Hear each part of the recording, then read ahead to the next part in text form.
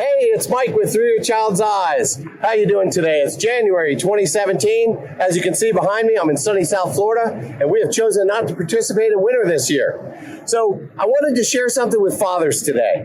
You know, as fathers, we really care about our children. And we tend to show our love in ways sometimes they don't recognize. You know, men don't have the nurturing instincts that women are designed by God to have. We're either taught to be nurturing in the way that we're raised or by some example in our lives, or sometimes we're not.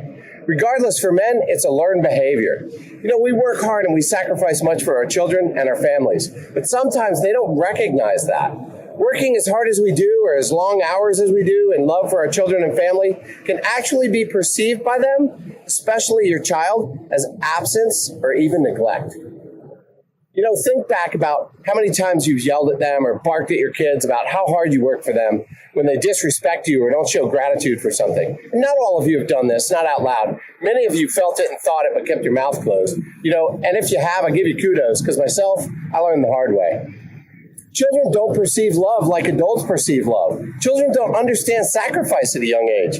You know, sometimes they're put in a situation where they have to be selfless themselves and they get it, but hopefully not until they're older.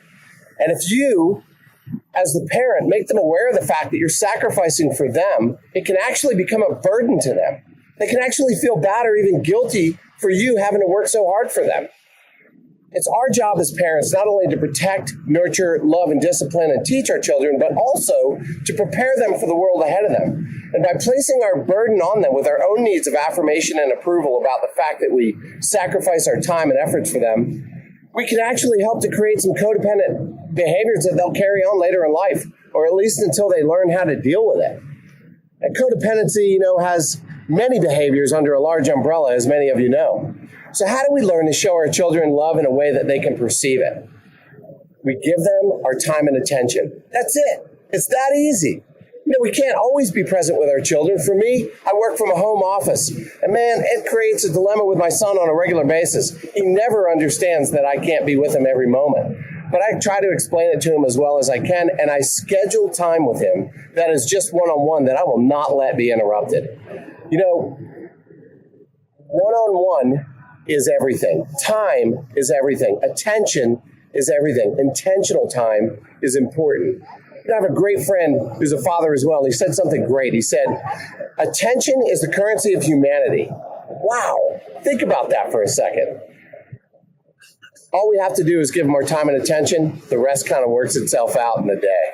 So email me with your struggles in this area. Let's learn this together as a community. It takes a village to raise a child. You know, that's a saying we seldom hear anymore, but there's so much truth to it. Let's share our experiences with one another. And remember, stay tuned for the next video blog to get a few ideas for myself and other parents on how to be more intentional with your child. Take a moment today to look at the world through your child's eyes.